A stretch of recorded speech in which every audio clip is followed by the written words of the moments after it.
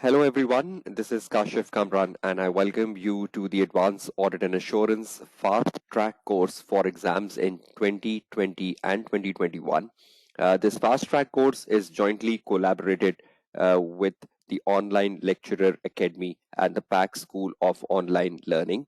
And today is the second class of this Fast Track course. Now, just a quick reminder that in my first class, which was basically the orientation class, we decided about the aims and objectives of this fast track course. And I hope all of you have concentrated on the lecture one, which was basically the orientation lecture. Now, just before I start on with the topic for today in the second class, I just want to have a quick overview of the course structure, which I guided you in my last class. As per the course structure, we need to go over 12 topics. And the first topic we are starting today, which is really very important from the AAA exam point of view, is practice management. I hope you all know this is a fast track course. It is not the regular full classes. So everything cannot be covered in these classes. This is a fast track course which is up to 40 to 45 hours. So I have carefully chosen the topics and I will be giving a careful time to each topic so that you can get the maximum benefit out of this course in the next 40 to 45 hours. So the first topic, as per the course structure and order, which was guided to you in the intro lecture, is practice management. So we are starting with this topic one today, which is practice management for the AAA fast track course for exams in 2020 and 2021. Now you need to pay careful attention to the start of this topic because the first 30 minutes of this topic will be really important as it sets the tone of practice management in context of your examiner expectations.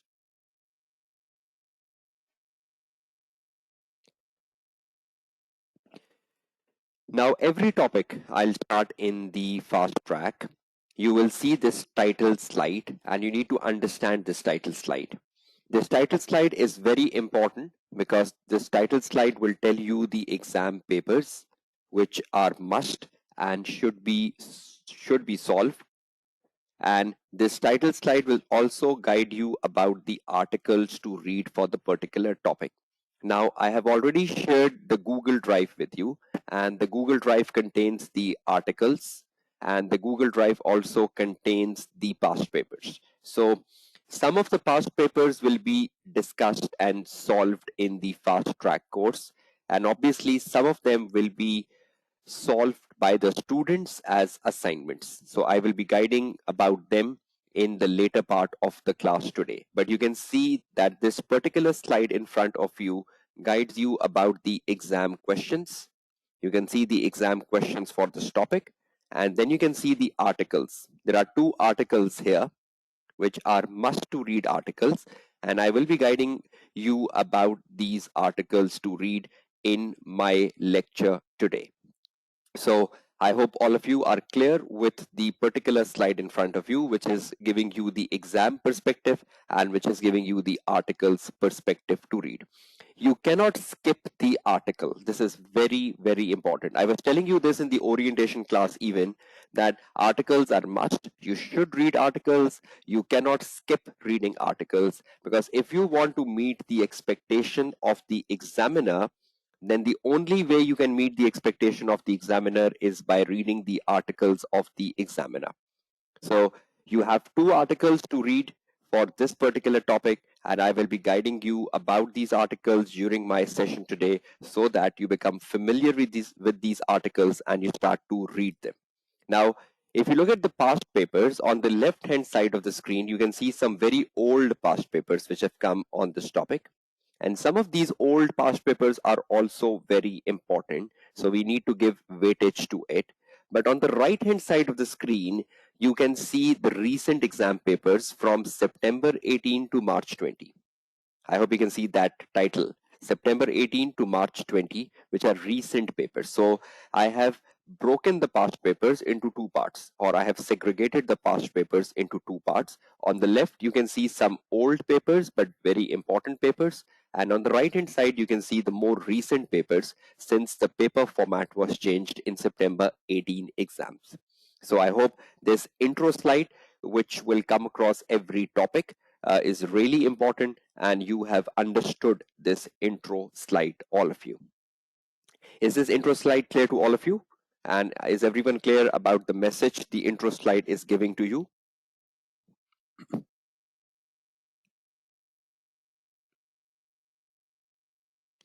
Okay, that's great. Now moving on from the intro slide and moving on to the topic, because as you understand the topic, you will get to understand these exam papers, and you will also be understanding the articles to read in the next few days. Now let's introduce the topic practice management. Now, because this is the fast track course, and the fast track course assumes that you have knowledge, the fast track course assumes that you've already given the AAA paper, or even if you are giving the AAA paper for the first time, you have enrolled in a fast track course, right? So the fast track course means it has to be fast. It needs not to be like a regular class where everything gets in a very slow mode. So I hope you're equipped with that element of a fast track course. Let's move on, start with practice management from a AAA perspective. What are examiner expectations? Now, I was very critical of examiner expectations in my orientation class, and I was considering that the students failed to meet the examiner expectations. I hope you remember that. Now, because I'm very critical that the students don't understand examiner expectations, I need to bring examiner expectations before the start of the topic so that you understand what are examiner expectations from the topic we are starting with. Now, the topic we are starting today is practice management, and the examiner expectations for this topic is very, very important. The number one expectation of the examiner is that as a student, you should know to evaluate the matters to be considered before accepting the invitation. Now, this is a very regular question which comes in a AAA paper. Evaluate the matters to be considered before accepting the invitation to audit a new client, or the invitation to perform additional services to an existing client. So we can get an invitation, right, from a new audit client. I hope you agree with that. Or you might even get an invitation from your existing client, where your existing client is asking you to perform additional services. So can there be two types of invitations? An invitation coming from a new audit client? You agree with that, all of you? And can there be an invitation coming to an audit firm from the existing client, and the existing client asking you to perform additional services? So evaluate the matters to be considered before accepting the invitation from a new client or from an existing client is a very regular exam question, and you should be familiar with this exam question in order to meet the expectation of the examiner. See, I have written over here, this is regularly tested. Evaluate the matters. So my lecture today will help you understand the matters. Is number one clear to all of you? Quick answers from all of you.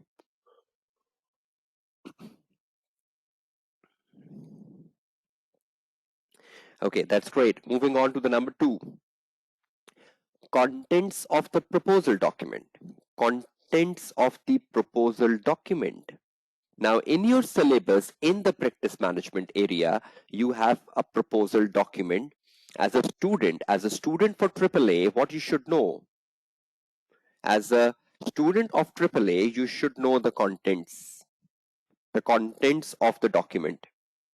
Now, this document has been tested twice in very early past papers of AAA. Very early past papers of AAA. So this is not a topic which is coming in, it is not a topic which is coming in the recent papers. It is not a topic which is coming in the more recent papers. I think the last time this topic was examined was in 2014 paper. So is it regularly tested? No. The last time a question came on the contents of the proposal document was in 2014.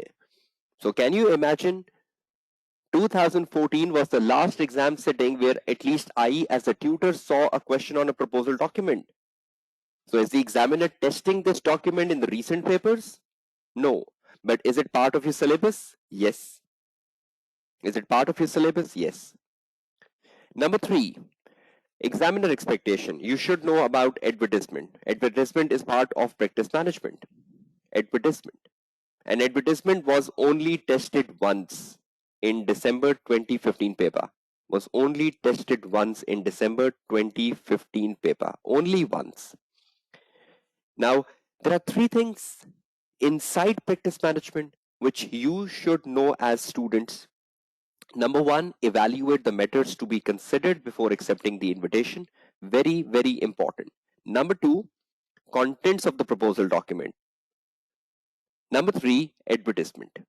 Is this 3 things clear to all of you from examiner expectations? Now, which of them is more important for the exam paper? Out of the 1, 2, 3, which one is more important? The number 1, right? The number 1. Because number 2 was last examined in 2014 exams. And number 3 was last examined in 2015 exams. So is it coming in the recent papers? No. But something which is coming in the recent paper is the number 1. And that is the more important topic from practice management. Evaluate the methods to be considered before accepting the invitation. So let's move on and let's see, can we meet the expectations of the examiner for number 1, for number 2, and number 3 in the class today. Let's start on with the very first expectation. Now, practice management is all about acceptance decision. And acceptance decision is a very important decision which is to be taken by the audit firm. Whenever a new client comes to the audit firm, or whenever an opportunity comes to an audit firm, either from a new client or either from an existing client, the audit firm needs to take a decision whether they should accept the opportunity or they should refuse the opportunity. So acceptance decision is the main critical element of the topic known as practice management. And I will be making it more clear as I start on with my topic. What sort of things you should know inside acceptance decision as a AAA student? Number 1, matters to consider, which is the most favorite question of your examiner. Matters to consider when you take this decision. In order to take the decision, what matters will you consider? This is the most frequently asked question of the AAA examiner. That's number 1. Number 2, proposal document.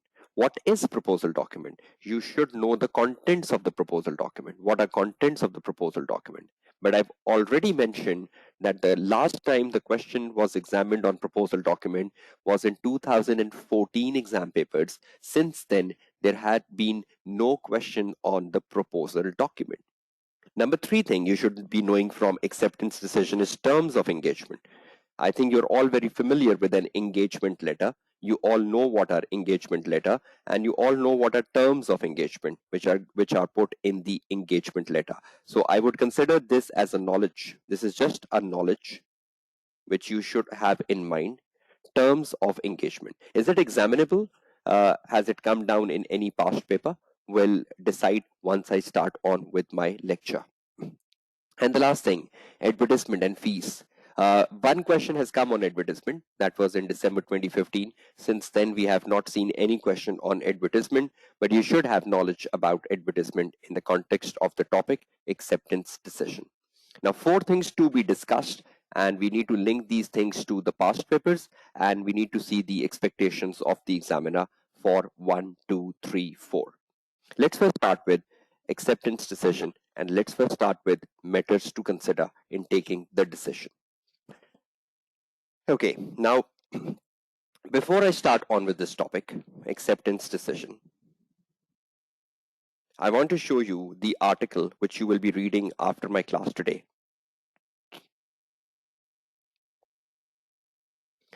Can you see the article of the examiner? acceptance decision for audit and assurance engagement. Can you see that title of the examiner article?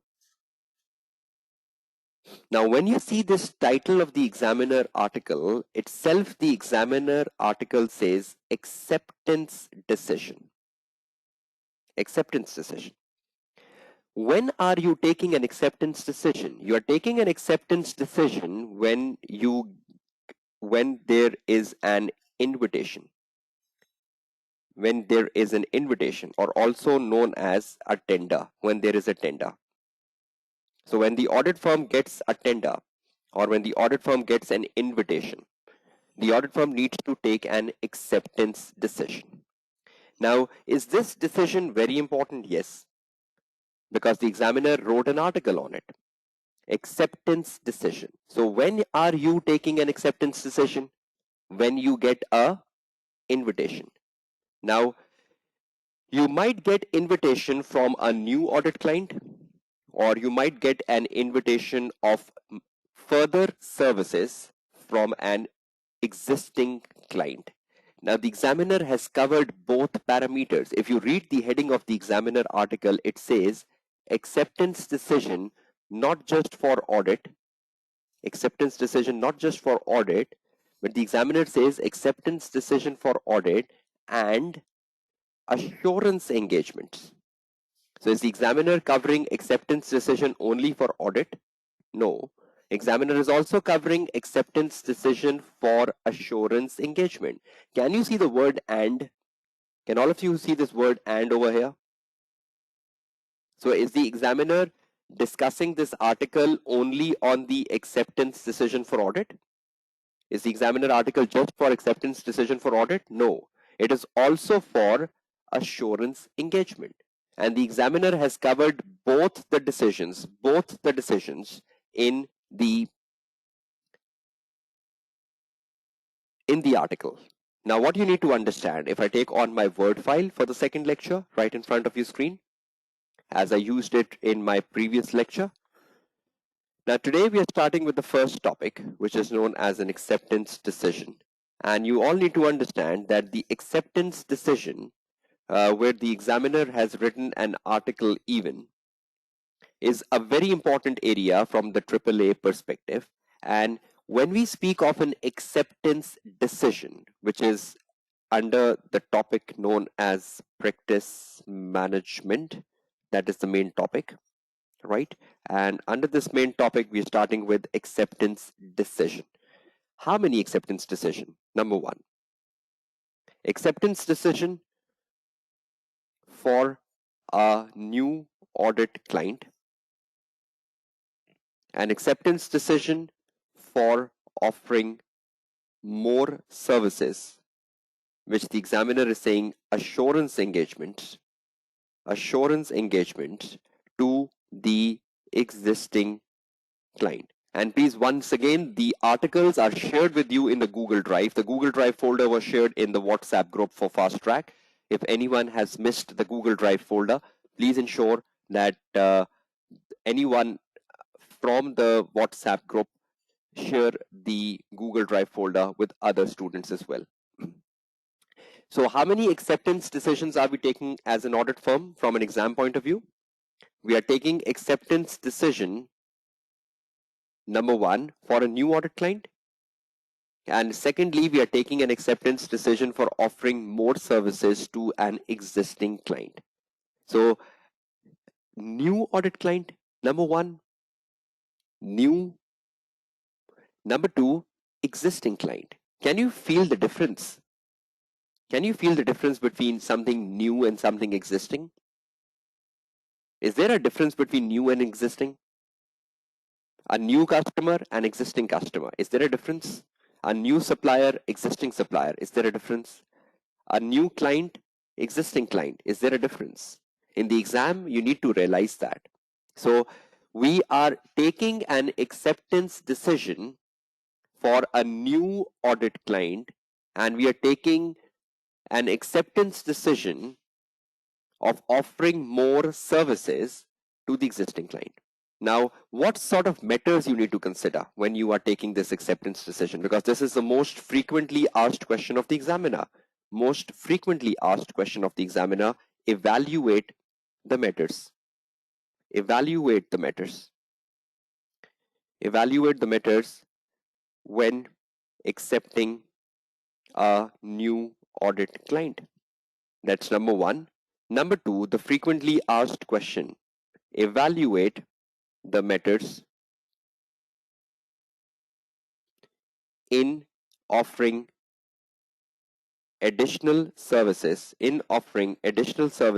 to the existing client.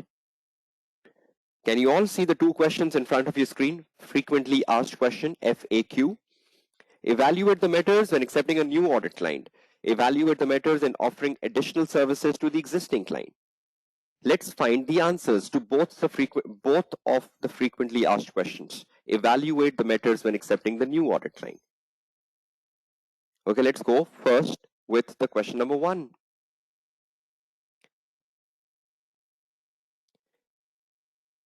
Acceptance decision, new audit client. Let's make this as a heading. Acceptance decision, new audit client. Matters to consider when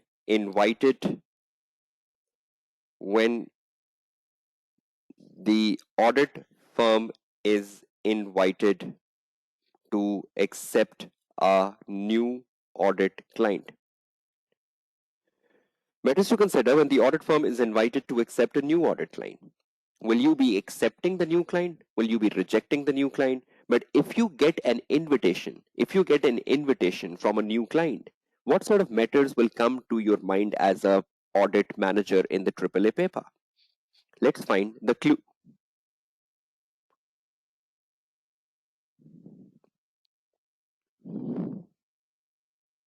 Look at this title. Matters to consider when a firm is invited to a tender. Now, obviously, tender is an opportunity. Tender can come from a new client, tender can come from an existing client. Tender is an opportunity for the audit firm. Agree or disagree? Do you all believe tender is an opportunity?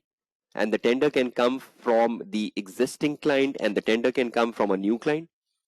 But are we accepting every tender? No. We have to take a decision. We have to take a careful decision. If the tender is favorable, if the tender is good, then only we will accept it. If there is something bad in the tender, we will not be accepting it. So in the exam paper, you might get an invitation or you might get a tender from an existing client, or you might get an invitation or a tender from a new client. Let's find what sort of matters will you consider as an audit firm. On the left-hand side of the screen, you can see accepting a new audit client. Look at the list. 1, 2, 3, 4, 5, 6, 7, 8. From where I have extracted these 8? I have extracted these 8 matters to consider when accepting a new audit client from the article which I just shown you. See this article, Acceptance Decision for Audit. If you scroll down this article, on the page number 2, can you see the title of the examiner accepting new audit clients? Page number 2, everyone. So on the page number 2 of this article, the examiner is saying accepting a new audit client, and you read across the full page number 2 and the page number 3. The page number 2 and the page number 3 of the examiner article, right? So when you are accepting a new audit client, matters is given in the examiner article, acceptance decision on page number 2 and 3. So will you all be reading the page number 2 and 3 to find what sort of matters to consider when accepting a new audit client, right? After my lecture ends today. But can you see those matters given on my presentation even? What is the source of my presentation? From where did I found the answer on my presentation? From the examiner article. So if you are a clever student and you read the page number 2 and the page number 3, will you be able to find the methods to consider when accepting a new audit client? So please ensure that you read this as a student. This is student guidance note. So this is a student guidance note. Please ensure that you follow the student guidance note.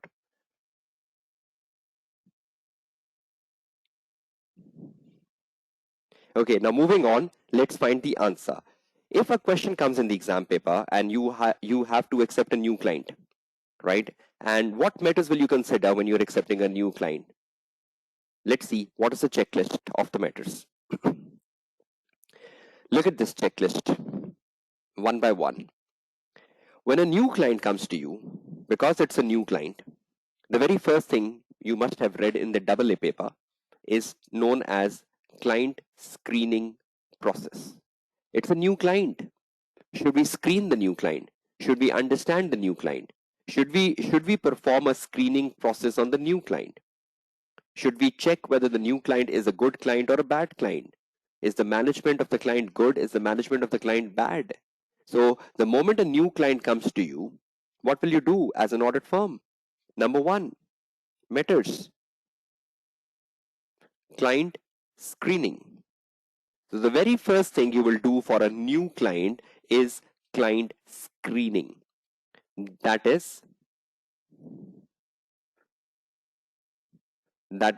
gather knowledge about the new client, gather knowledge about the new client in terms of whether the client is involved in any bad practices like money laundering, like tax evasion, like breach of laws and regulations, breach of laws and regulations,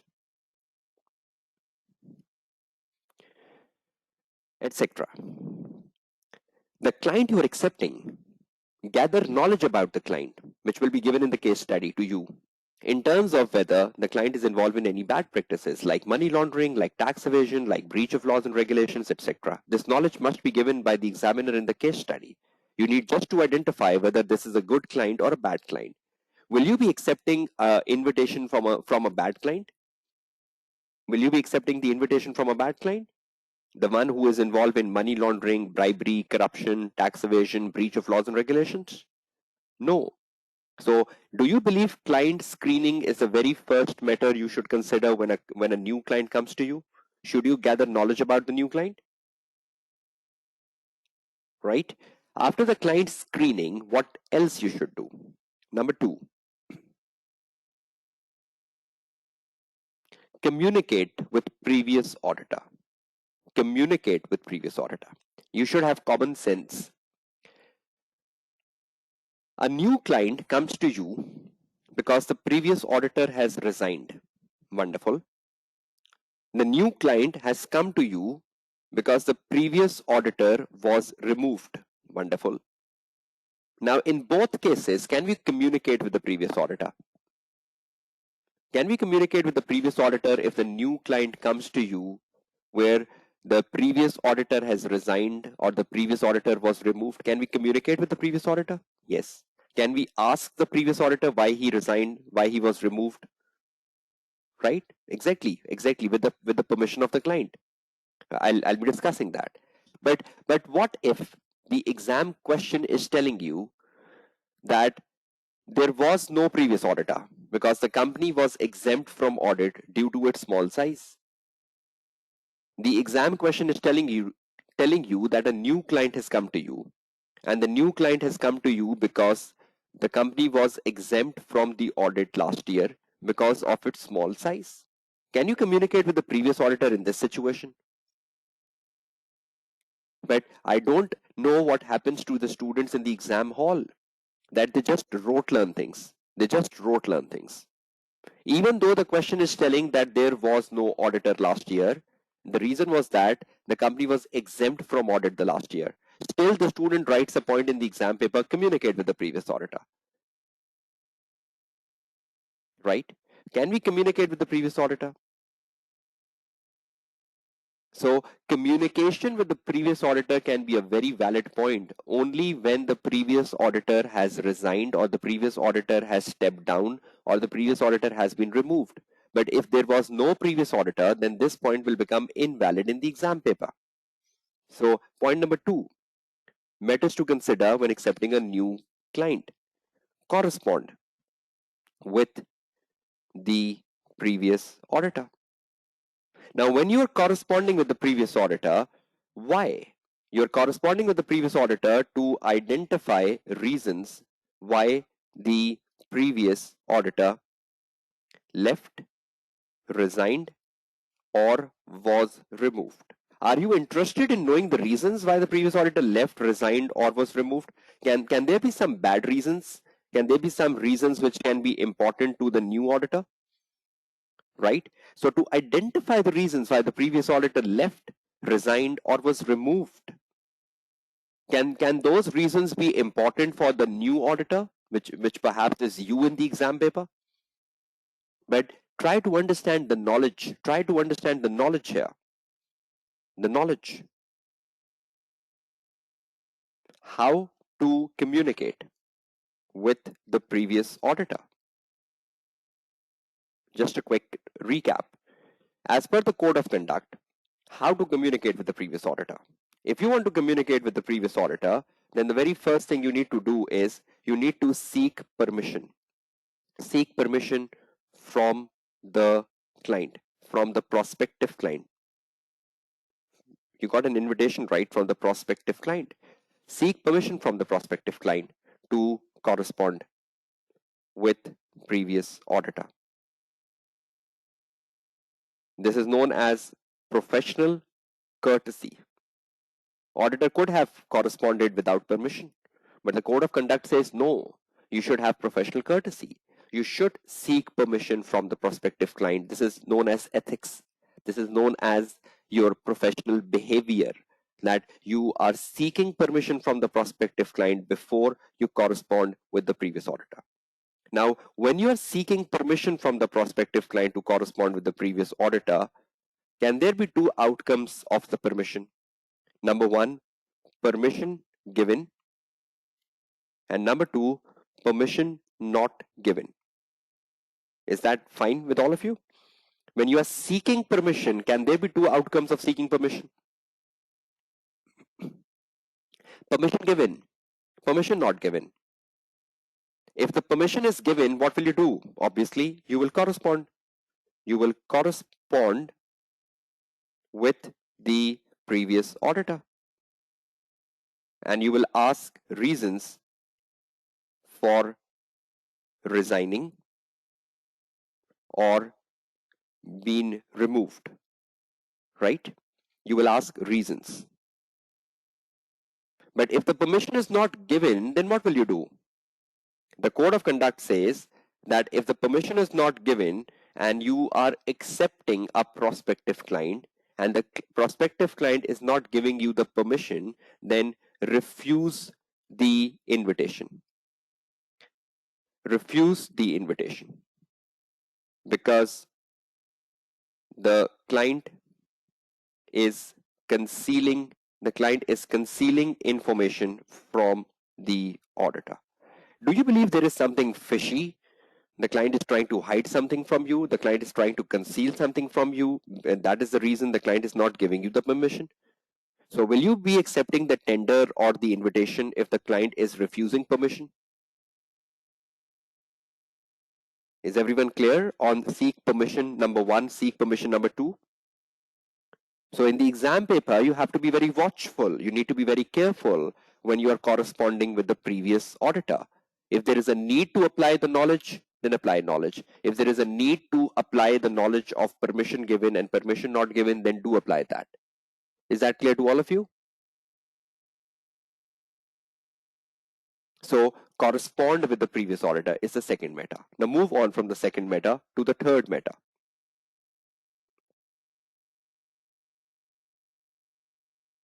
Number 3 meta.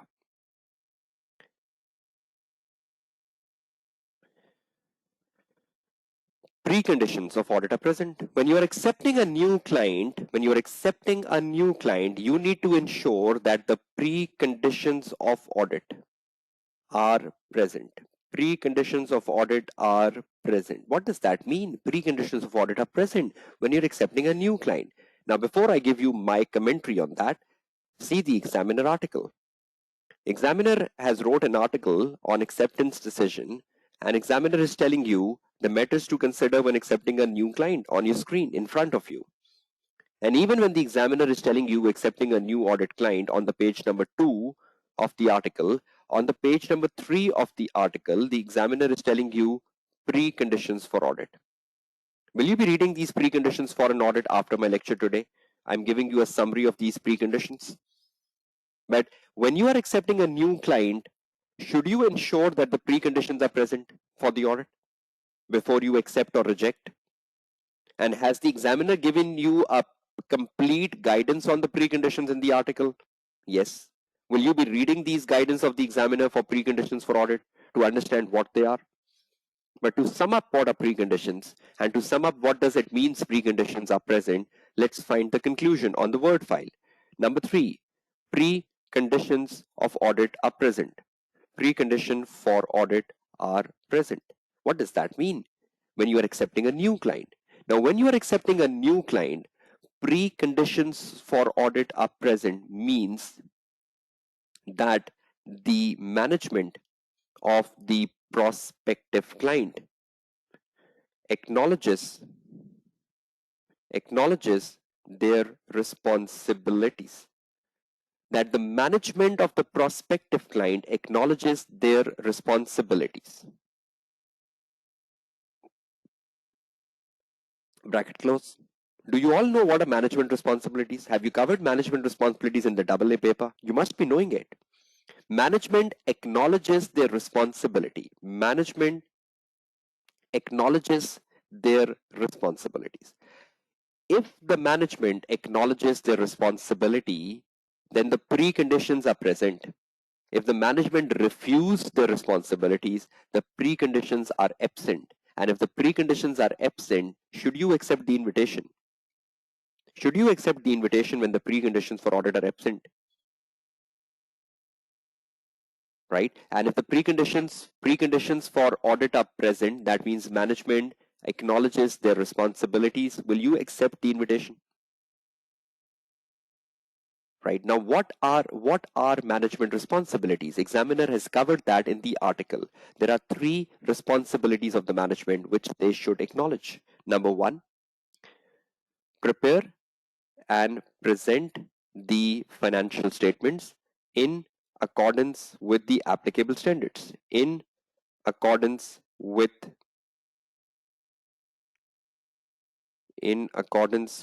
the applicable standards, right? Management should prepare the financial statements, FS, in accordance with the applicable standards. Is that the first responsibility of the management? Should they acknowledge it? If they are, you should accept. If they're not, you should refuse.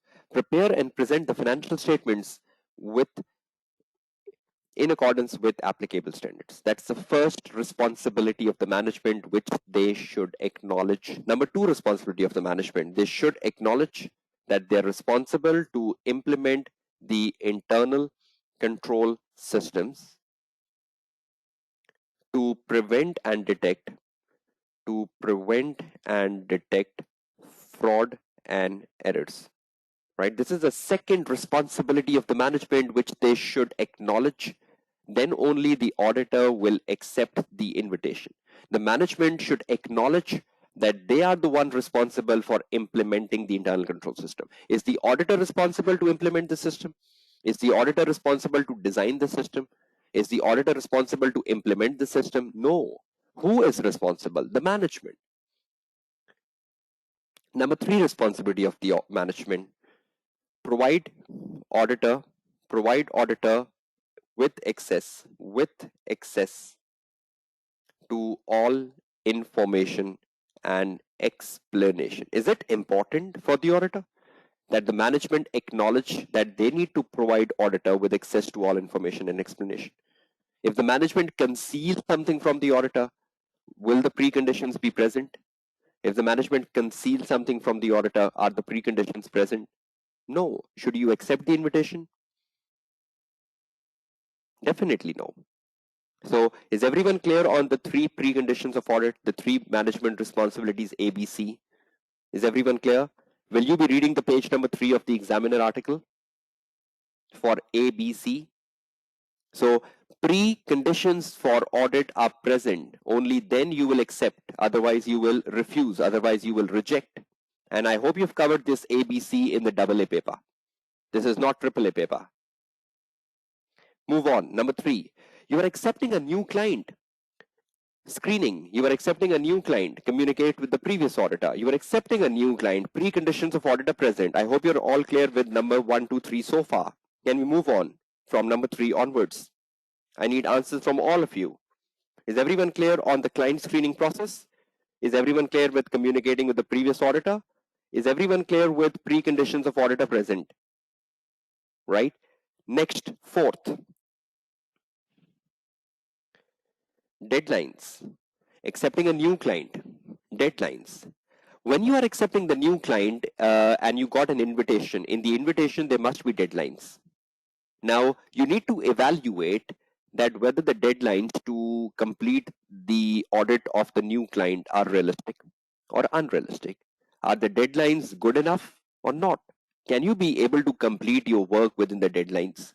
So the deadlines are important because if you are accepting a new client, you need time. You need a lot of time to perform the audit. But if the deadlines given by the new client are unrealistic, will you be able to perform the task with quality? Will you be able to perform tasks within the stipulated time? So is deadlines a worrying factor? Can deadlines be a limiting factor? Answers from all of you. Can you believe deadlines can be a limiting factor in accepting a new client? Right? So what does it mean? Deadlines should be realistic. Should be realistic to accept the invitation. Should be realistic to accept the invitation versus the size and complexity of the business. Should you agree with me that the deadlines should be realistic? Realistic versus the size and complexity of the business? Is that understandable point to all of you? Do you believe deadlines vary from a client to client? A small company, a large company? What about companies as big as Unilever, Procter and Gamble, Nestle, Pepsi, IBM, Microsoft, Google, and companies very small like owner managed companies? Do you believe the deadlines will vary, the time will vary from a company to company? And should you consider the deadlines are realistic in the context of the size of the company? So deadlines needs to be very watchful because deadlines can become a limiting factor. And if you perform a new client in a rush, what will happen? If you perform the audit of a new client in a rush, what will happen? Will the quality go down? Will your detection risk increases? Will your detection risk increases if you perform audit in a rush? Will you have quality control problems? Right? So do you understand how important deadlines are when you are accepting a new audit client in the context of the exam paper? Okay, now move on to the number 5th. Number 5th, competence. Competence of the audit firm can become a limiting factor. The client is good, communication with the previous auditor went well, the preconditions are present, the deadlines are good, but you don't have competence as an audit firm. Competence as an audit firm? What does that mean? Try to understand competence of an audit firm here. It is a very, very important factor in the AAA paper. Competence. That is known as industry specialism. Industry specialism of the audit firm versus the nature of the company versus the nature of the business. Should you look at the nature of the business of the new client? Agree, disagree? Should you look at the nature of the business? It might be a technological business. It might be an agricultural business. It might be an insurance company. It might be a banking company. It might be an oil exploration company. It might be an airline business. Should you look at the nature of the business of the new client? And against the nature of the business of the new client, should you look at industry specialism of the audit firm? If the audit firm have industry specialism versus the nature of the business, will you be accepting the new client? Nature of business of the new client. So if you have industry specialism versus the nature of the business of the new client, will you be accepting the new client? Do you have competence? Answers? Why no? Why no, Halima? If you have competence, why are you not accepting the new client? Why is your answer no? The answer has to be yes here. My question is, if you have competence, if you have industry specialism, if you know the industry of the client, are you capable of accepting the invitation? Then why in the first case the answer was no and confusing answer? Is everyone clear? The answer has to be yes to my question. Right? So industry specialism, and every audit firm, whether it is PricewaterhouseCoopers, whether it is Deloitte, whether it is KPMG, whether it is Ernst & Young, they do specialize in different industries. So if you have industry specialism, is that a plus point for you to accept the new client? But if you don't have industry specialism, will it become a limiting factor? If you don't have industry specialism, will it become a limiting factor? It will. And then you cannot accept the new client. Then you cannot accept the new client, even though the client is good. Now, for the sake of your knowledge, again, point number 5, knowledge, rather not knowledge, let's write it student guidance note. Read another article. Now, I just recommended you read an article which was acceptance decision, and on my point number 5, I am recommending you read another article. Which one? Audit in a specialized industry. Such a journal article. I think you should read it within 30 to 40 minutes. It is such a simple article, audit in a specialized industry. If I can show you that and can link that with my point number 5, competence. Second article in front of your screen. Can you see this article in front of your screen, auditing in a specialized industry? This is the second article for my class today. So have I recommended you 2 articles in my lecture today so far to be read? Do everyone remembers that? Will remember that for the classes to come? Audit in a specialized industry, such a simple article of Examiner, will hardly take 30 to 40 minutes and you will be through it. It is written in such an easy language. Firstly, the Examiner tells us what is a specialized industry.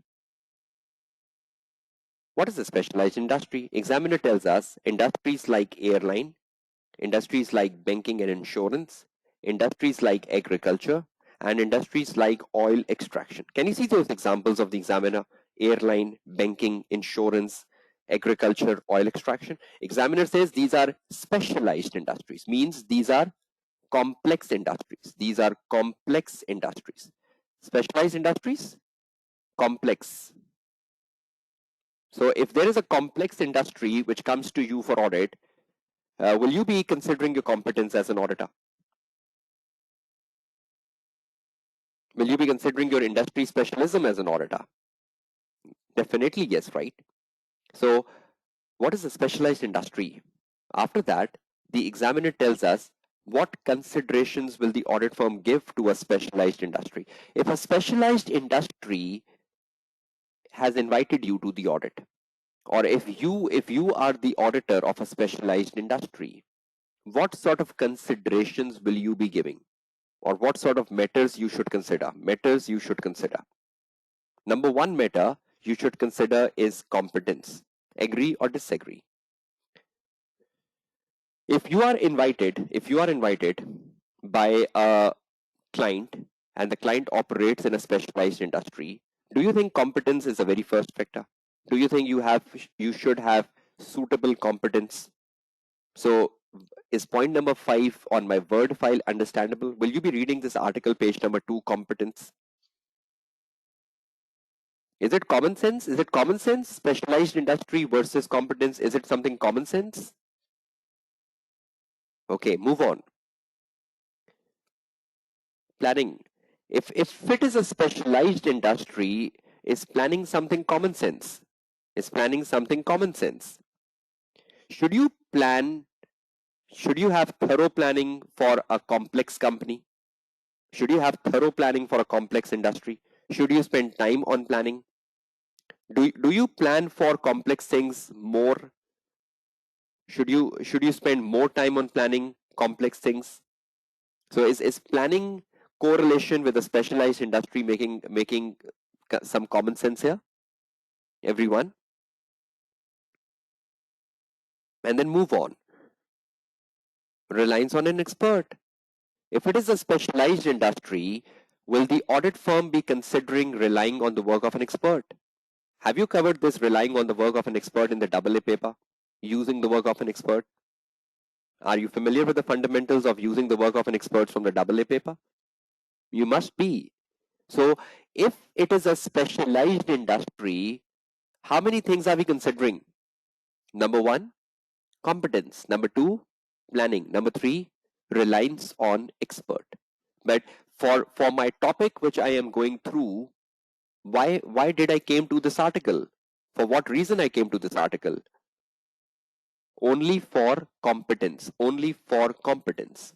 But will you be reading this article as like a natural article, and this article might help you across the AAA paper? So if any subject matter comes in the exam paper where you are faced with the situation of a specialized industry, what sort of matters will you consider in a specialized industry? Is everyone clear on that? Matters to consider in a specialized industry. How many? Give me answers. How many matters will you consider in an audit of a specialized industry? 3. Very good. Can we make a mnemonic? Can we make the mnemonic? C for competence, P for planning, P for planning, and E for expert, CPE. If someone asks you what sort of matters will you consider in an audit of a specialized industry, you will say CPE, competence, planning, expert. Will you remember that? 3 things? Will you be reading this article? Honestly, will all of you be reading this article in 30 to 40 minutes? This is such a simple article, such a simple article. Okay, back to my Word file. Competence. Is everyone clear on the competence now? Industry specialism. Should we have industry specialism? If we have, can we accept the new client? Else we have to refuse the new client, right? Okay, deadlines and competence. Point number 5. Moving towards the last points, few of the last points now. Number 6. Ethical issues and safeguards. Together. Ethical issues and safeguards.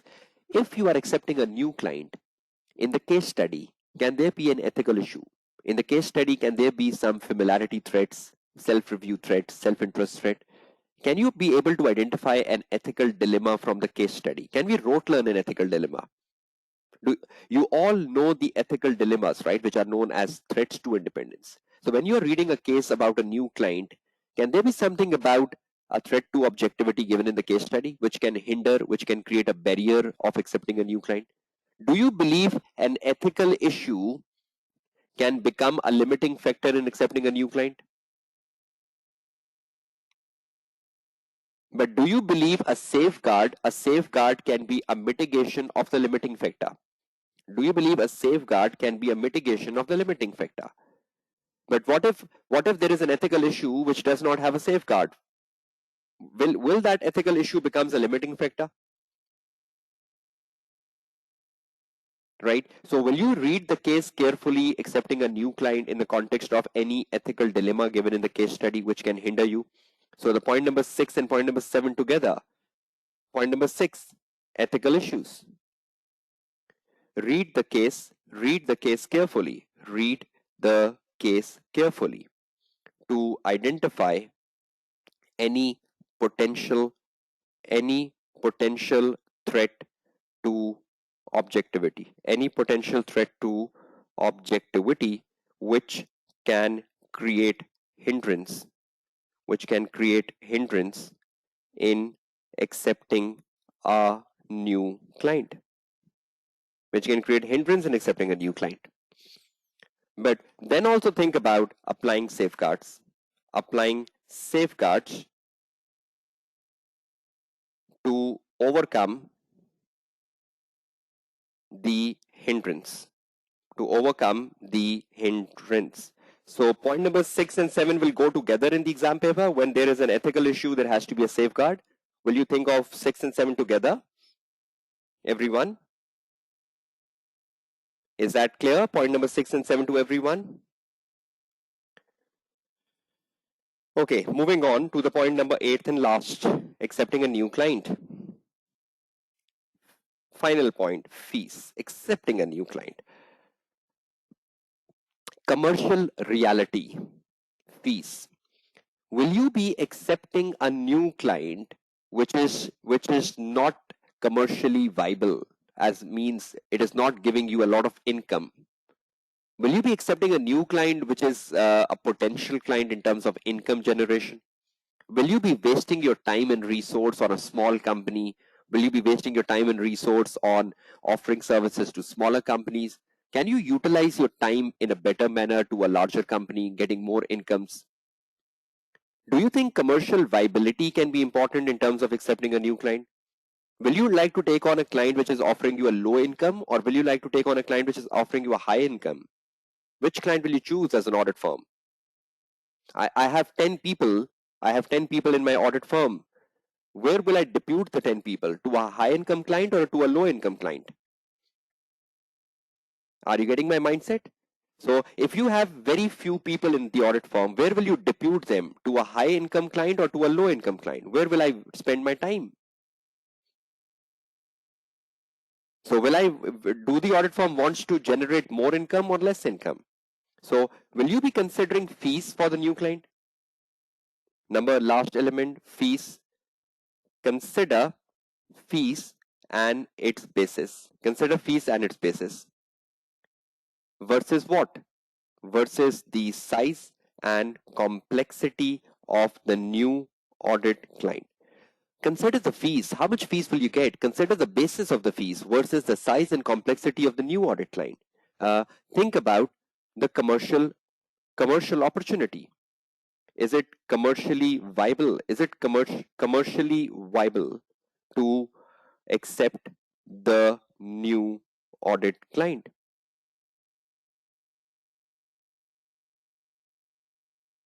Is it commercially viable to accept the new audit client?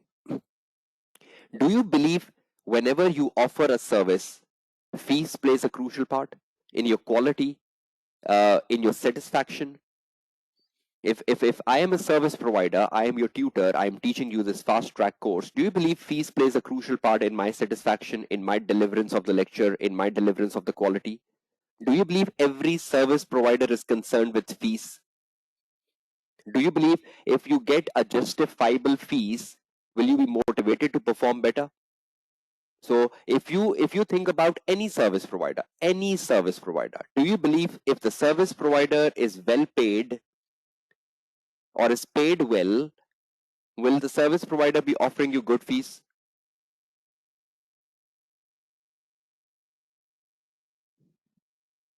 Right? So are these 8 elements in front of your screen clear? Accepting a new client. Is everyone clear with this list of accepting a new client? Will you be reading the article of the examiner, page number 2 and page number 3? Accepting a new client, page number 2 and page number 3. Will you be reading the article, audit in a specialized industry, everyone? Okay, so just before I change my topic, I was showing you this article since the start of my lecture today, which was acceptance decision for audit. Acceptance decision for audit. But can you see the examiner is saying acceptance decision for audit, which we have just covered. But the examiner is also saying and assurance engagement. So is it also the acceptance decision of assurance engagements from existing client? The second scenario? So is there a second scenario in the AAA paper, accepting more services from an existing client, invitation of more services from an existing client? Is that the situation covered in the Examiner article? Yes. Now, I will take a 5 minutes break, but after the 5 minutes break, I'll come back and I'll start on page number 2, page number 3. Can you see at the bottom of the page number 3, accepting non-audit assignments?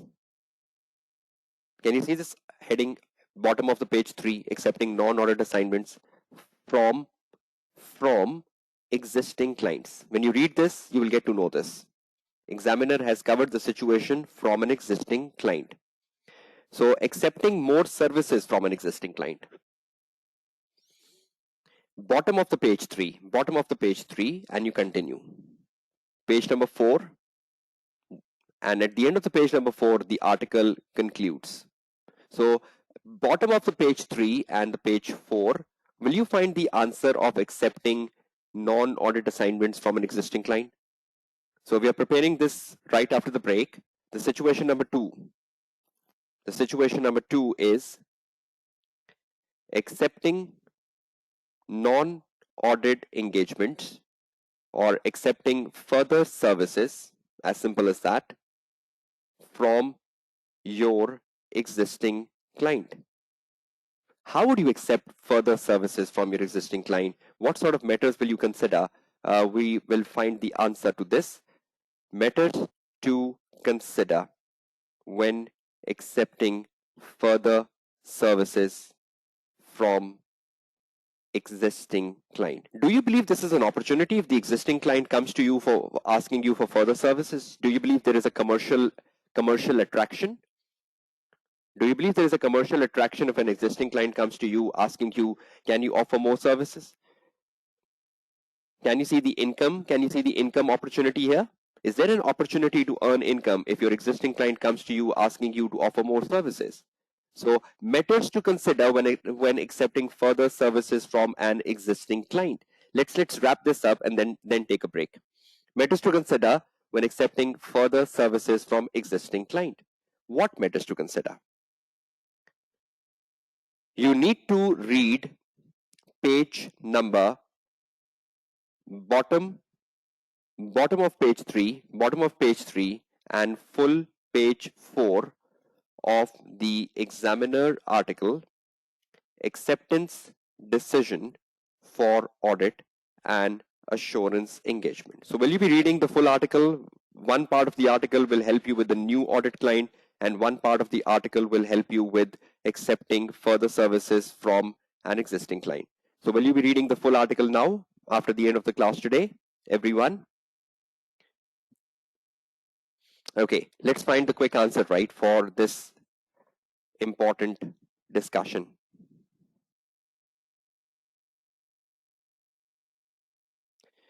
Okay, now back to my PowerPoint presentation. On the right-hand side of my PowerPoint presentation, accepting non-audit services, NAS, from an existing client. Is everyone comfortable with the title? Accepting NAS. NAS means non-audit services from the existing client. Simple. Because it's my existing client, will the checklist reduce or increase? Is it a new client or is it an existing client? It is an existing client, right? So do you believe the checklist will reduce? Definitely.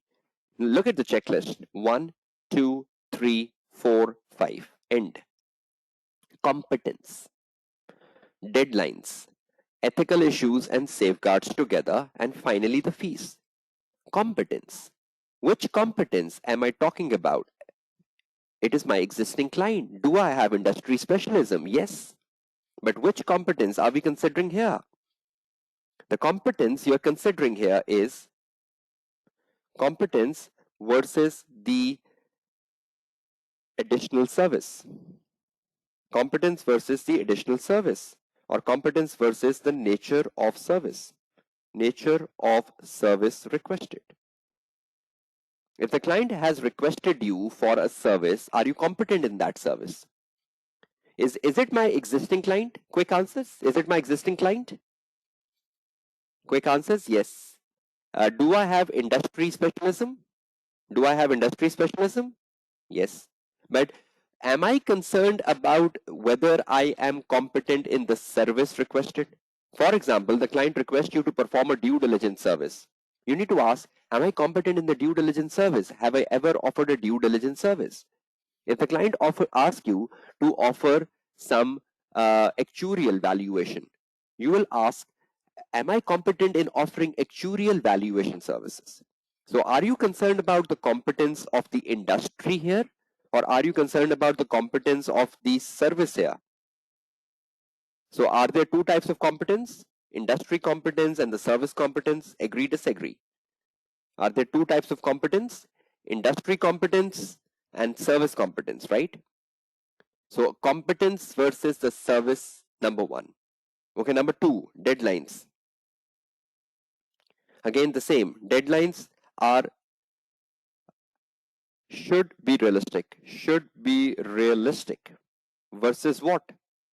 Versus the nature of service requested. It might be a simple service, it might be a complex service, versus the nature of the service requested. Example, a complex service. Example, a complex service like actuarial valuation, which requires a lot of time, or a due diligence service, which is even in your syllabus, which requires a very significant time, etc. Complex service or a simple service. Against that, you will be watchful about the time. Are the deadlines realistic? Then obviously, ethical issues plus the safeguards together. Will you be concerned reading the case, identifying any ethical issues from the case study because it's an existing client? Right? If you offer additional services to your existing client, do you believe there are more chances of ethical dilemmas? If you're offering more services to your existing client, can it give rise to self-interest, self-review, perhaps even advocacy? Can there be greater chances of ethical dilemmas in offering more services to your existing client? Have you covered this perspective in the AA paper? Have you covered this perspective in the AA paper? Identifying any ethical issues from the case plus the safeguards. But remember, there are greater threats to objectivity. There are greater threats to objectivity in offering more services to existing client, such as self-review threat. Once we do the past papers, you will become more clear with it, such as self-review threat, advocacy threat, or even more income, self-interest threat, etc., etc. We have to see the threat in the context of the case, right? We cannot have a scattergun approach here. We need to see the case and identify which threat is relevant, right? I'm just giving you some examples here, right? So you have competence, you have deadlines, you have ethical issues and safeguards in context. And finally, you will decide about your fees. Fees versus the nature of service. Fees versus the nature of service. If it is a complex service, you will get more income. If it is a simple service, you will get less income. So you have to be watchful about your fees versus the nature of service. Is the four factors in front of your screen clear to all of you? Accepting further services from your existing client. Because it's your existing client, the checklist is very narrow. Right? Now, this is one parameter. This is one parameter whereby you need to be very watchful in the AAA paper. I just made you very clear that you have to be very watchful of this parameter because this is a very, very crucial parameter for the AAA paper. If I just show you my presentation where I started things today, see the number one expectation of the examiner on your screen, from where I started my lecture today. Look at this number one expectation. Just read it yourself and tell me, have we found the answer to the number one expectation? Take 1 minute and then respond to me saying yes or no. Have we found the answer to the number one expectation from the examiner article? Everyone. Have we found the answer of evaluating the methods to be considered before accepting the invitation of a new client and providing additional service to an existing client? Is there an article supporting it? Should you read the books? No, you should read the article. Is book better? Is article better? In this case, the article is better. Which source is more important to meet the expectation of the examiner? Is book a better source to meet the expectation of the examiner, or is article a better source to meet the expectation of the examiner? So how many articles you have to read for the number one expectation? And is everyone clear on those two articles to read at least in the next 24 hours? Will you be able to complete those two articles in the next 24 hours, everyone? Right?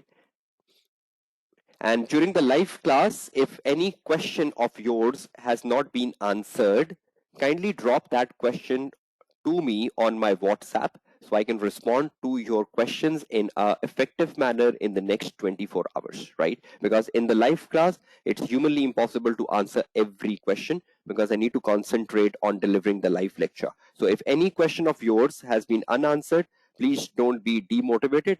Rather than drop that onto my WhatsApp so that you get a satisfactory response to that.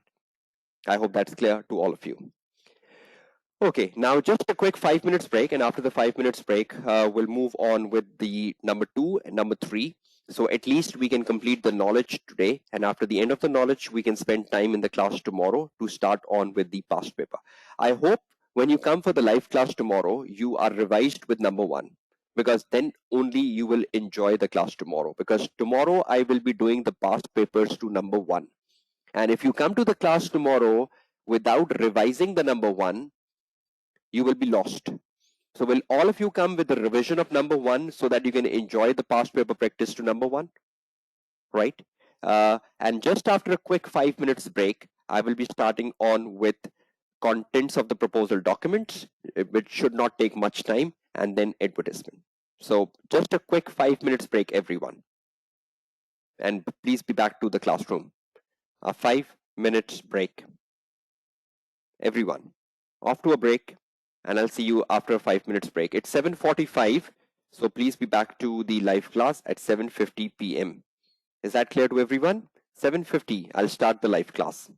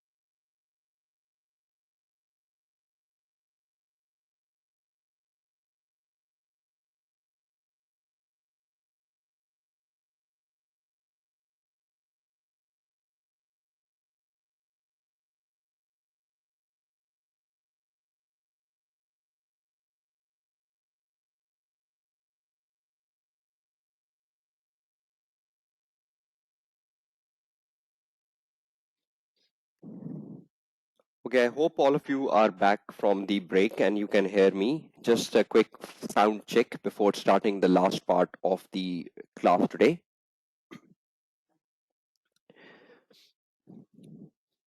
Okay, that's great. Now moving on to the number 2 and number 3. Now one question which comes in the AAA paper is one, evaluate the methods. We have prepared ourselves for that. We will be taking the exam papers tomorrow, that how you solve, evaluate the methods to be considered before accepting the invitation.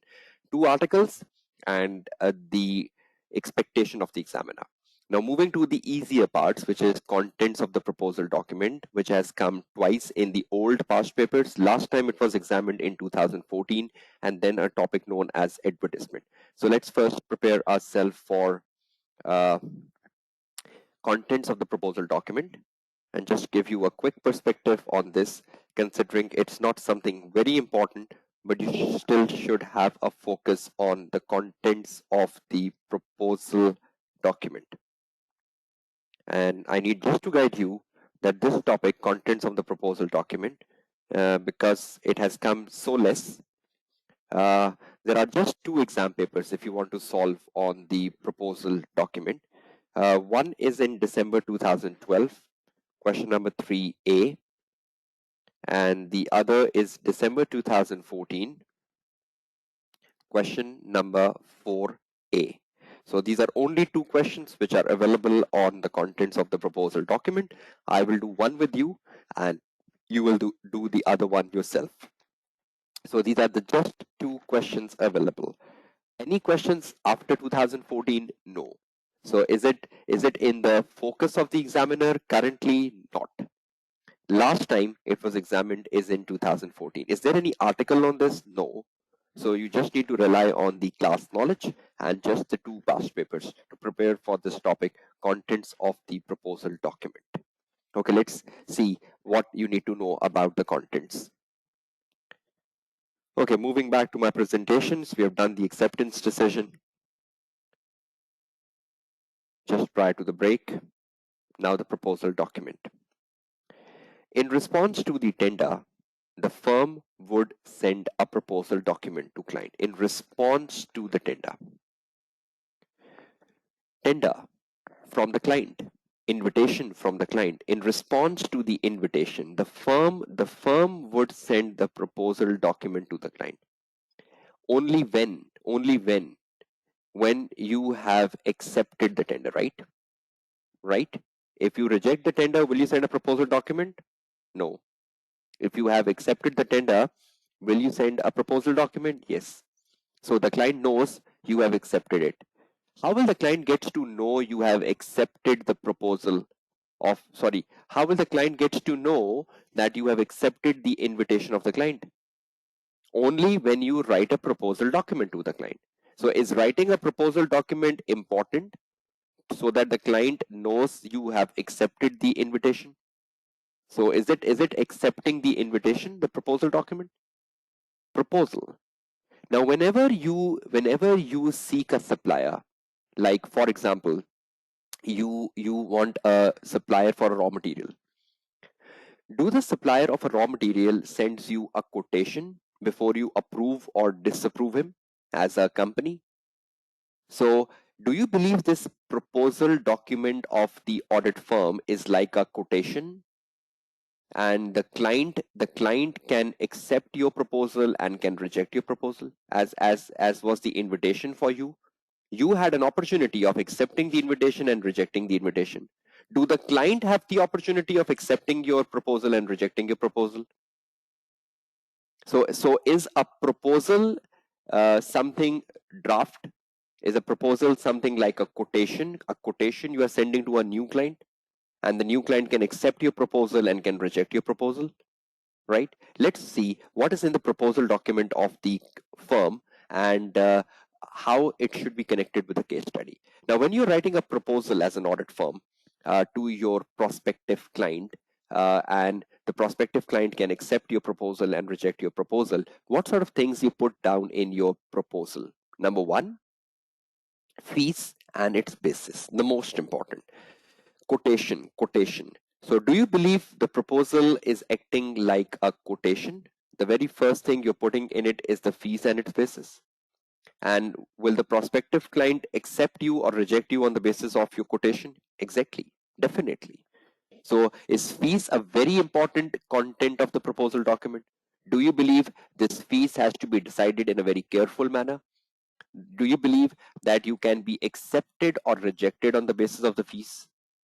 So fees is the most important content of the proposal document. Number two, responsibilities of an auditor. In the proposal document, you are telling your prospective client that what will be your responsibility if you accept my proposal. What will be my responsibilities if I perform your audit? Have you already seen the management responsibilities when the invitation came to you? Preconditions of audit are present. Have you already evaluated the management responsibilities? Now it's your turn. Who is writing the proposal document? You. So should you be telling the management, the prospective management, about your responsibilities if you are appointed as the auditor? Is it important to tell your responsibilities as an auditor so there are no misunderstandings? There are no misunderstandings between you and the management. So responsibilities of an auditor is the second content of the proposal document. Number three, outline of the firm. Telling about your firm. You must have seen something like this on a website, about us. Should you be telling about us? Is it important? When you're writing a proposal, will the prospective client be interested in knowing about you? Will the prospective client be interested in knowing about who you are, how large you are as an audit firm, how many offices you have, how many partners you have, in how many locations you have your offices, etc.? Do you have any affiliation with an international firm, etc.? So is outline of the firm something important? Does it speaks of your strengths? Does it speaks of your strengths as an audit firm? So outline of the firm, telling about some good things about you as an audit firm. So outline never contains negative things, right? Outline always contains positive things about the audit firm, about us. If you visit a website of a company, do you see about us on a website? About us, is it important? Does it tells you, does it gets to, uh, does it helps you gaining knowledge about the company? So outline, and the last element in the proposal, how will the firm meet the client expectations? Client expectations. How will the firm meet the client expectations? Where is the client expectations? The client expectations must have been in the invitation you got, right? So when you got the invitation from the client, do you believe in that invitation there must have been some expectations of the client, like deadlines, example deadlines? So when you got an invitation from the client, is there a chance that in the invitation there must have been some expectations of the client, like deadlines? Now, when you're responding back, will you be telling your prospective client how will you meet the expectations? Is it important? And will the prospective client be hiring the auditor who will be able to meet the expectation, right? Or will the prospective client be hiring the audit firm who fails to meet the expectations? So is number 1, 2, 3, 4 clear to all of you? Is it difficult to remember for exam paper 1, 2, 3, 4? Proposal document? Now, the difficult part where you all struggle as students is the linking to the case study. You cannot just rote learn and go to the exam hall and do the AAA paper, contents of the proposal document. You should link them to the case study. You should link them to the case study in an effective manner. In an effective manner to score good marks. Now it's easy to remember them. F R O E. F, fees, and its basis. R, responsibilities of the auditor. Third, outline. Outline of the firm. Fourth, expectations of the client and how will the audit firm meet them? Will you remember FROE? Is it easy to remember that? But what's difficult? The application. But honestly, it's not. Can I get quick answers from your side? Is everyone clear on FROE? Is everyone clear on the proposal document, on the objective of the proposal document? Is everyone sound and clear before we do the past papers on the same topic in the class tomorrow? E is the expectations, right? Expectations of the client. We just discussed that when an invitation comes to you, does the invitation from a client contain some expectations like deadlines by when you should finish off the audit? So when you are writing the proposal document, should you be telling the client how will you meet the deadlines? So expectations is given in the invitation of the client, and you need to tell your prospective client through the proposal document how will you meet the expectations. Is that clear, Abdul Rahman?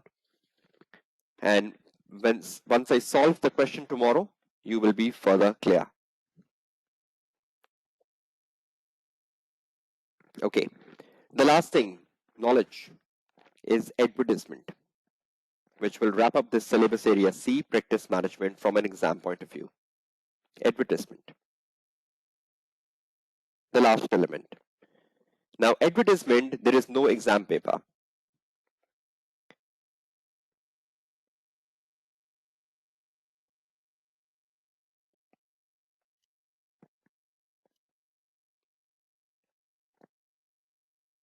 Right? Advertisement, just one paper, only came once in December 2015. Question number 4, part A. If something comes once, you can remember it, right? That's the reason I also remember it. December 2015, question number 4, part A, and I think that was just a 7 marks question. Once. Is there any article on advertisement? No. So just the class knowledge. So after the lecture today, will the practice management be completed? Will you be clear with what sort of topics comes in practice management? Evaluate the matters to be considered in accepting the invitation. Number 1, the most important, proposal document. 2nd, advertisement. 3. Can there be any 4th topic coming out of the practice management? No. So let's wrap up the knowledge on advertisement. Back to my presentation. ACCA guidance on advertisement. The firms are allowed to advertise. However, the advertisement should not. Can the firms advertise? Are they permittable to advertise? Is the code of conduct giving them permission to advertise? Yes. So are the firms allowed to advertise, everyone? Are you all sleeping? Are the firms allowed to advertise? Yes. But the advertisement of the firm should not bring disrepute to ACCA. If there is something in your advertisement in the exam paper which brings disrepute to ACCA as a professional body, which brings a bad name to ACCA as a professional body, is that acceptable? Is that an acceptable advertisement which brings a bad image to ACCA? Can there be something in the case study in your advertisement which can bring a bad name to ACCA? You need to identify that, and you need to be very particular about that once we solve a case study on that, most likely tomorrow. Next, your advertisement should not discredit the services offered by other firms. Discredit the services offered by other firms. Can you discredit your competitor? Can you allegate your competitor? Can you put allegations on your competitor in your advertisement? No. So, should you bring a bad name to ACCA? No. Can you discredit your competitor PwC, EY, KPMG? Suppose you're Deloitte. Can Deloitte advertise saying EY is a bad firm? Can you do that? No. Can Deloitte says I am the best firm? No, because if you say you are the best firm, are you bringing a discredit to EY, KPMG, PwC? If you say you are a number 1 firm, If you say you are the number one firm, are you bringing the discredit to the others? PwC, EY, KPMG. So can you use a language in your advertisement which brings a discredit to the other service provider? Can you? So can there be some discredits in the case study which you need to identify? Is everyone clear on that? Okay. Last, be misleading. Can there be something misleading in your advertisement? Can there be something false in your advertisement? Can there be something fake, fictitious in your advertisement? So will you remember the three elements on your screen? Give me quick answers. Are the firms allowed to advertise? Can they advertise? Right? But should the advertisement bring disrepute to ACCA? No. Should it bring discredit to the other service providers? No. Should it be misleading? So is it simple to remember for exam paper before we solve a case on it? Firms are allowed to advertise. However, the advertisement should not contain what? The advertisement should not contain what? The advertisement should not contain what?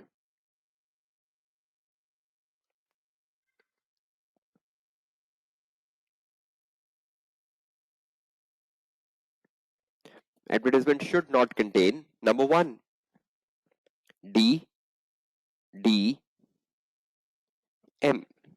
DDM, it should not contain, it should not bring disrepute to ACCA, disrepute to ACCA. It should not bring discredit to other service providers. And number three, it should not be misleading. Will you remember DDM? Will you connect DDM to the case study? Try to connect the DDM to the case study on advertisement. Just once in December 15, question number 4, part A. Is that clear to everyone? Advertisement.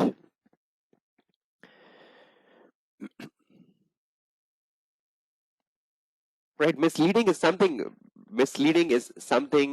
false, right? For example, I am running an audit firm and I only have an office in Pakistan, but in my advertisement I tells that I have an office in Pakistan, in UAE, in Singapore, in Malaysia. Is it a false information I'm giving? Misleading means you're giving a false information. If I have an office in Pakistan and I am telling in my advertisement I also have an office in UAE, is it a false information? Is it a misleading information? So misleading means which is not reality, which is not true, right? And there can be anything in the context of the case which you think is wrong in the advertisement. Can there be something else than DDM in the case study which you believe is something wrong and should not be part of the advertisement? Not just the DDM can solve your case study, right? There can be many more elements. So be prepared for a case tomorrow. Once the case study will come in front of you, will you be able to identify the problems from the case study in the advertisement? There might be something unethical in your advertisement which you should identify. There might be something unprofessional in your advertisement which you should identify, right? Okay, can we move towards the last topic? To know in general, you should be knowing something about fees. Something about fees. Fees is an ongoing topic in the AAA paper, and you should have a very clear information about fees in context of the AAA paper. Let's see what sort of knowledge you should have about fees in the AAA paper.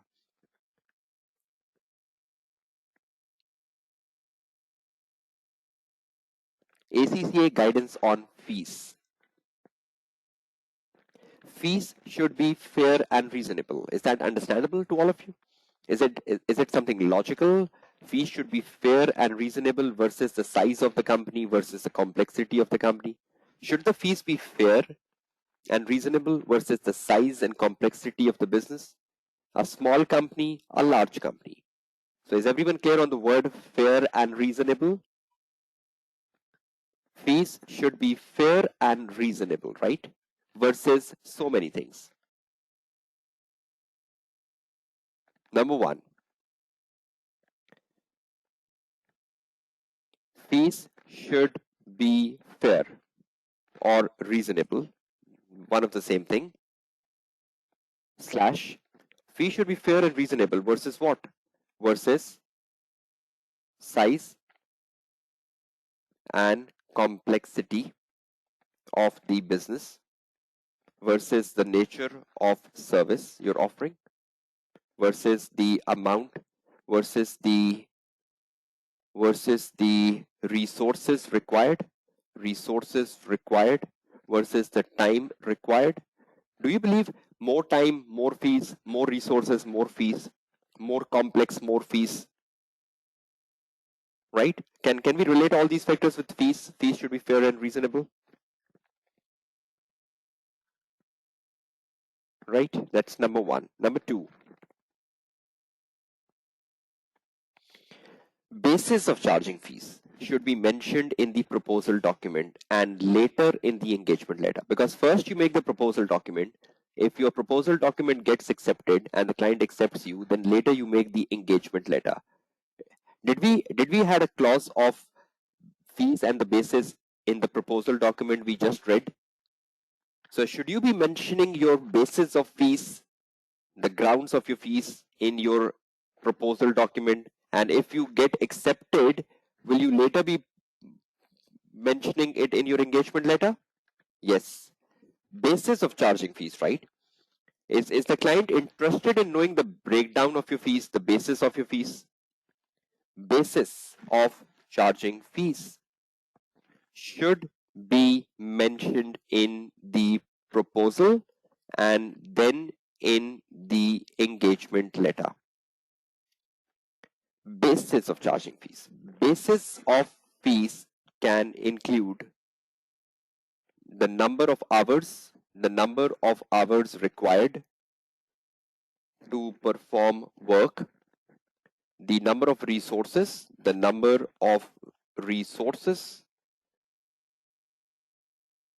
etc. So what is your basis of fees? You are a service provider. Do you believe the service provider basis of fees is the number of hours?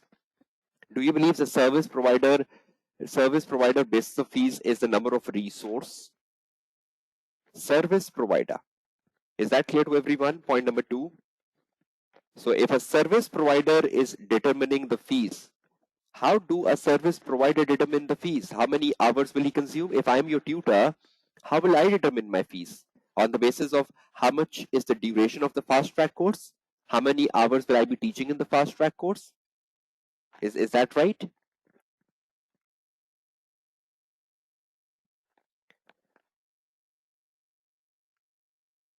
Okay, number three.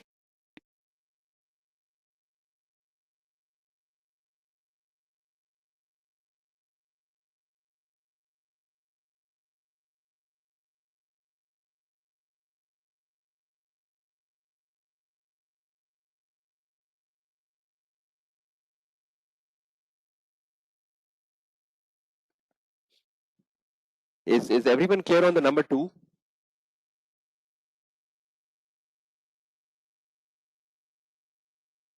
Were you getting my voice when I was writing number two on the screen, basis of charging fees? Okay, so is everyone clear on number two? Perfect. Move on. Number three. See, some things are common sense, right? You cannot just behave like a double A student. You need to behave like a triple A student because some things are common sense. And as a triple A student, you should have a maturity to absorb them. And again, these are not full courses. These are fast track courses. Understand them. Number three, fees should not be on a contingent basis. Have you read that in the double A paper? Can your fees be on a contingent basis? Because according to the code of conduct, if your fees is on a contingent basis, it is a self-interest threat. Should your fees be fixed, predetermined before the start of the service? Can your fees be on a contingent basis? For example, fees should not be on a contingent basis For example,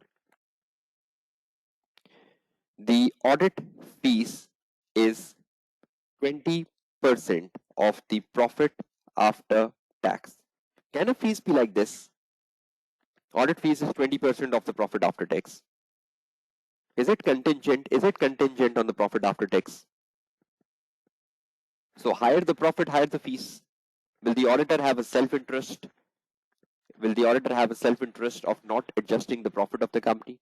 Will the auditor have an interest of not adjusting the profit, which can reduce the profit? Will the auditor have an interest of not making an adjusting entry which can reduce the profit of the company? Do you think auditor can have such a mindset? Because he believes 20% of my fees is 20% of the profit after tax. So higher the profit, higher the fees. Is everyone clear on the example of the contingent fees? So can your fees be contingent? The code of conduct says no, your fees cannot be contingent, because if your fees is contingent, will you have a self-interest in the contingent factor? Tell me, in my example, will the auditor be interested in doing the audit, or will the auditor be interested in assuring that the profit remains high for the company? Will the auditor pass any adjustment which will reduce the profit? Will the auditor pass any adjusting entry in the financial statement which will reduce the profit? So will the auditor have a self-interest in higher profit? So can the fees be on a contingent basis, everyone? No, it should not be on a contingent basis. So if in the exam paper somewhere you come across a contingent fees, you will say contingent fees is not permissible. You cannot have a contingent fees. The fees should be fixed, pre-decided. Your fee should be pre-decided before the start of the service, and that fee should be mentioned in the engagement letter. Okay, towards the last point. If fees is increased from the previous year, the audit firm should explain that to the client. Is that something natural? Is that something logical? If the fees is increased from the previous year, will the client ask you why? Should you be explaining to the client reasons? Is the client interested in knowing the reasons? Quick answers. Is the point number 4 logical to everyone? If the fees is increased from the previous year, will the client be interested in knowing the reasons why? So is it a natural point? It is a natural point, right? And the final point. Read the point number 5 yourself in 1 minute and tell me, is it acceptable?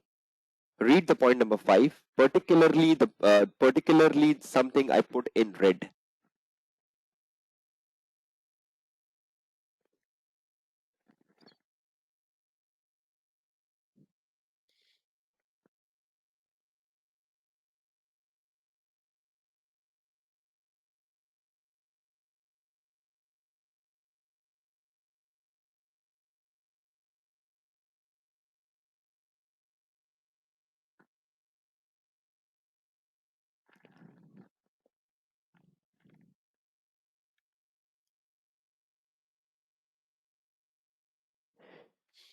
This is ACCA guidance, right? And you're saying no to ACCA guidance. Is ACCA wrong, or are you wrong? So, anyone who's saying no, are you right, or is ACCA wrong here? Whose guidance? Whose guidance are you reading here? ACCA guidance on fees. That means you are wrong and ACCA is right here. ACCA is saying, assuming there are no dramatic changes in size and complexity of the business, it is reasonable to expect that the fees should fall over time. Definitely, definitely. Assuming, can you all read this assuming here? Is assuming important? If the size of the client increases, will the fees increase? Quick answers. If the size of the client increases, will the fees increases? If the complexity of the client increases, will the fees increases? Yes. But ACCA is saying, assuming there are no dramatic changes in size and complexity. I hope you read the assumption wrong. Is everyone clear on the assumption? And in the context of the assumption, is ACCA claim right? Is ACCA claim right? Assuming there are no dramatic changes in size and complexity of the business, is it reasonable for the fees should fall over time? And in most cases, what I have seen is that at least it don't fall, but it becomes stagnant. It becomes stagnant. If there are no dramatic changes, the fees don't fall, but it becomes stagnant. But might be in some cases it falls. So ACC is saying that it is reasonable to expect that the fees should fall over time. Is that true? Is that clear? Is that understandable by all of you? The point number 4 and the point number 5 in front of your screen.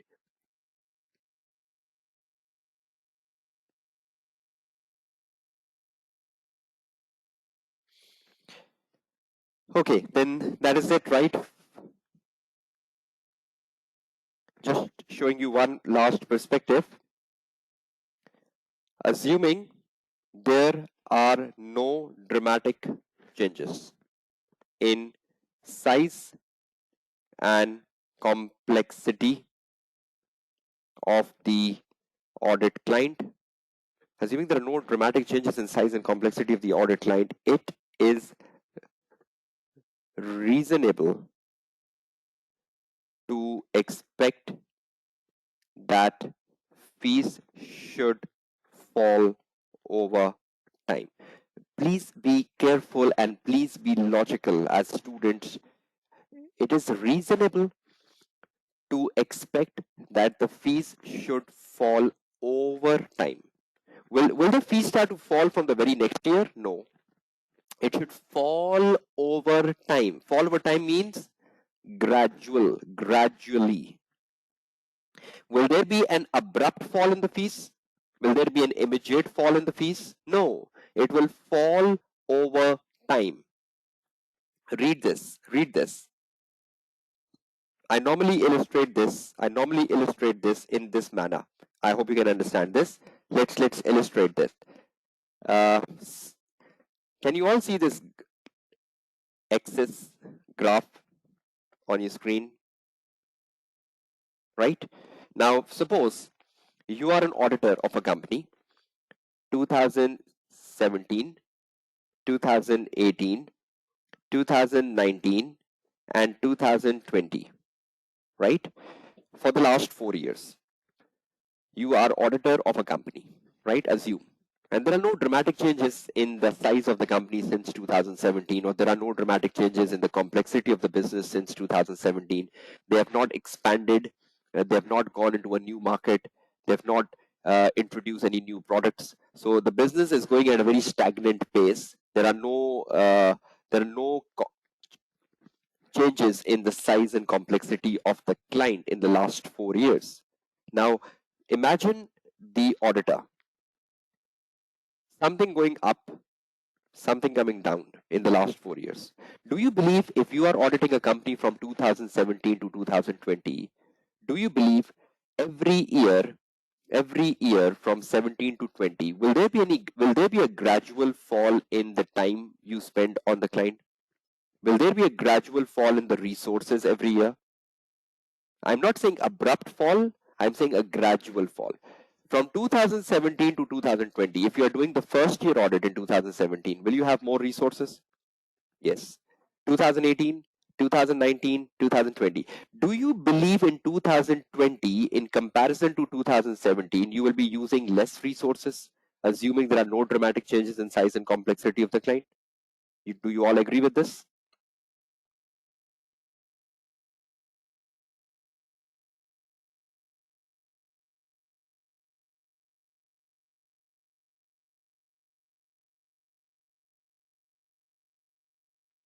Do you all agree that in comparison from 2017 to 2020, will you be consuming less time on the audit gradually, assuming there are no dramatic changes in size and complexity of the business? Will the knowledge of business from 2017 to 2020 goes up every year? Will you have more knowledge of the business every year? If you have more knowledge of the business, will the risk goes down? Every year when you perform audit, every year when you perform a recurring audit, knowledge of business goes up and the risk keeps falling down. Is everyone clear on the risk perspective? That the risk keeps falling down on a gradual basis as the knowledge of business keeps increasing, assuming there are no dramatic changes in size and complexity of business. If there is a dramatic change in the size of the business, will the risk goes up? Everyone? If there is a dramatic change in the size and complexity of the business, will the audit risk goes up? But if there are no dramatic changes in the size and complexity of the business, do you believe the risk will gradually reduce every year and the knowledge of business will keep going up every year? So, do you believe that on a gradual basis, the time, the resource, and the risk are all going down? Are they not good factors for the fees to fall over time?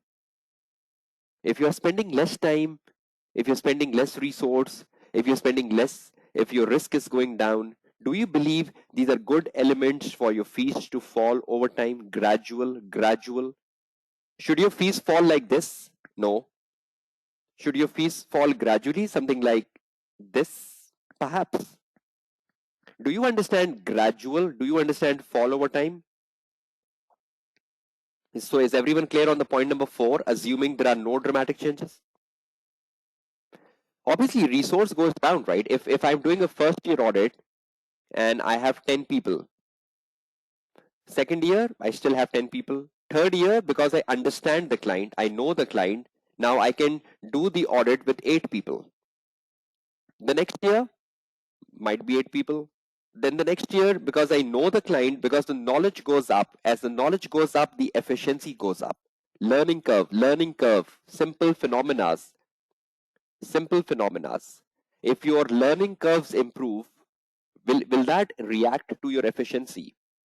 So if you are doing something for last 5 years, will it not bring efficiency? Will it not bring doing the same thing again and again? Will that not bring to a point that I was using 10 people, now I can do the same task with 5 people? Because I know a lot about business. First year, risk is more. When risk is more, I need to do a lot of work. Because I need to do a lot of work, I need more resources, right?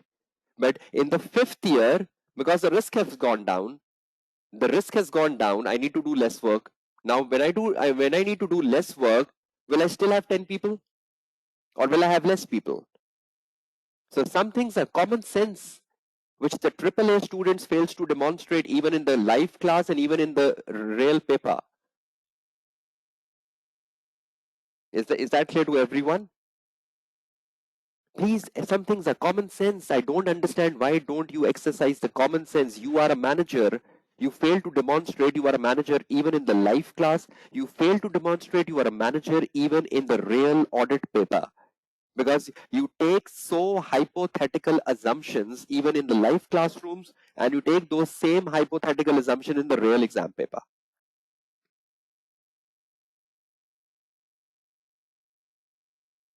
Right?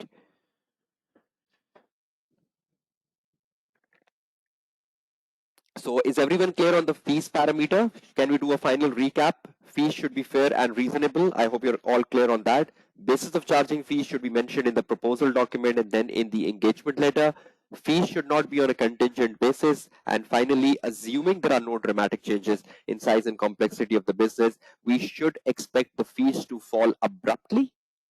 We should expect the fees to fall abruptly or gradually over time. Quick answers.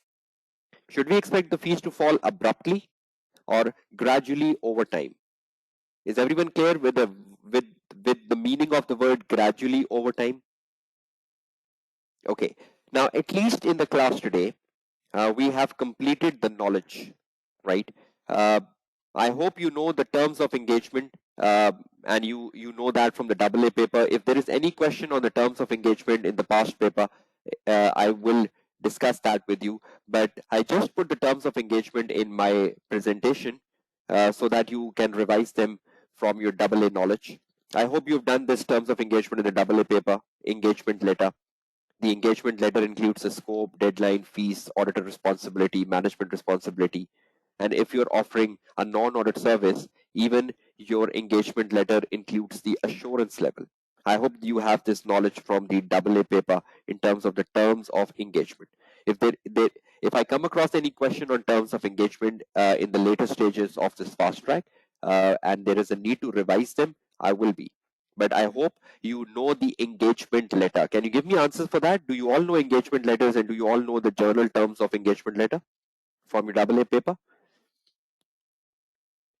Okay, so this was my first topic today in the fast track, which was about practice management.